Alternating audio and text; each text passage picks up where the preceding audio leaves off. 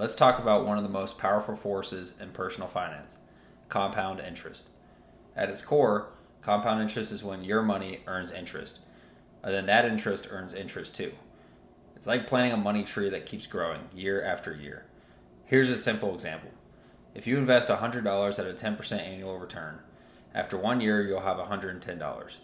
But in year 2, you're not just earning interest on the original $100, you're earning interest on the full $110. So now you'll earn $11 instead of $10. The next year, even more.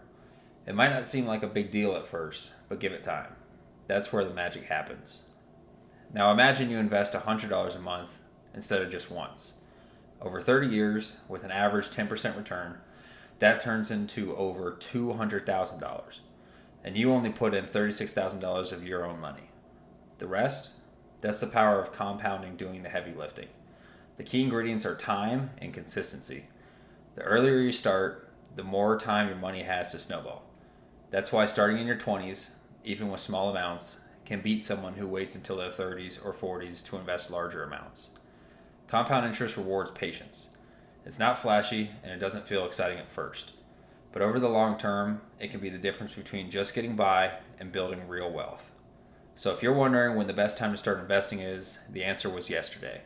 The second best time, today. Set it, forget it, and let compound interest go to work for you.